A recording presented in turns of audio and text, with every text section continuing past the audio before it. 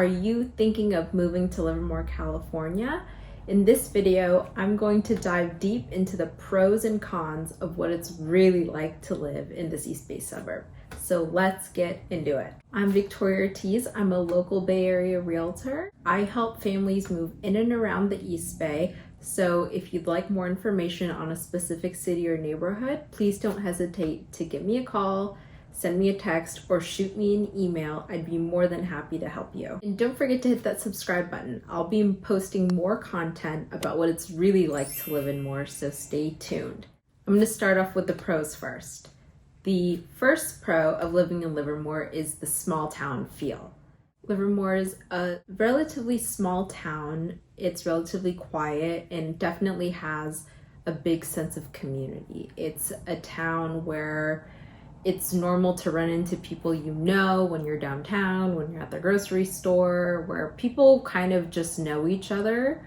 And if you were to talk to somebody, you could probably find somebody that you know in common between you two. Because everybody kind of knows each other, there's a real strong sense of community in the area. My next pro about Livermore is that even though it's a relatively small town, it has at least one of every major store you would probably ever need to go to. So what I mean by that is it has a Target, it has a Walmart, it has multiple Safeways, Trader Joe's, TJ Maxx, Costco. All these major stores are located within a relatively close proximity to each other. Pretty much anything you would ever need, just a really short drive away. And on top of it, there's the Livermore outlets. So you can shop for deals year round. There's stores from Tory Burch, Gucci, to H&M, Forever 21.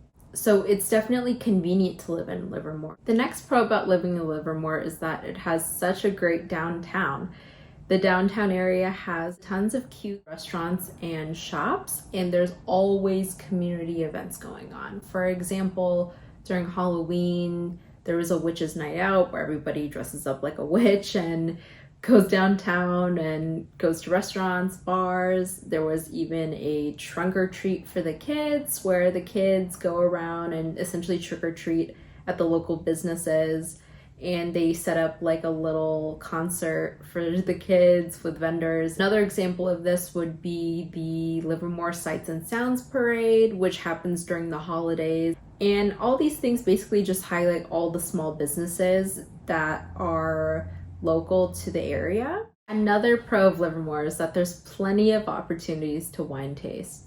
Livermore is home to many, many vineyards and wineries. Some of them include Wente, Concannon, McGrail's. The list goes on and on. My last pro about living in Livermore is that it's typically more affordable than other parts of the Tri-Valley. For example, a single family home that is 3-bed, 2-bath, 1,500 square feet will range you about $1 million to $1.2 million, whereas that same home would probably cost you about $1.25 to $1.45 in Pleasanton.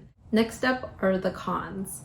My first con is that Livermore doesn't really have much of a nightlife because it is a little bit more quiet.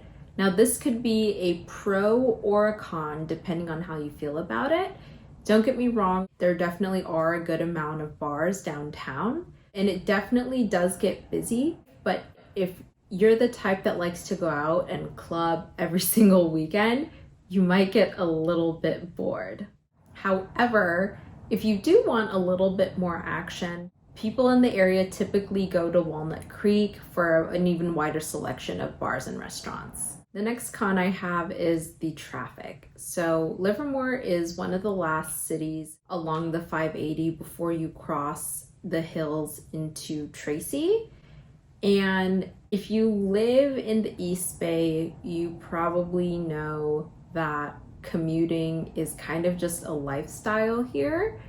And the traffic is no joke. It's not the worst I've seen in the world, but it is definitely there. So even around 4 p.m. along the 580, it does get really full and it is slow. On Fridays, that traffic actually starts around 2:30. Cars just kind of start stacking up.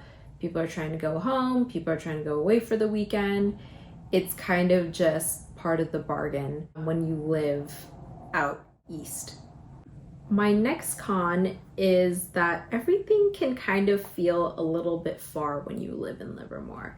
And what I mean by this is that, like I said, we're one of the last cities along the 580 before you cross the hills into Tracy. And to go north or south, you have to get on the 680, which is about 20 minutes west of Livermore.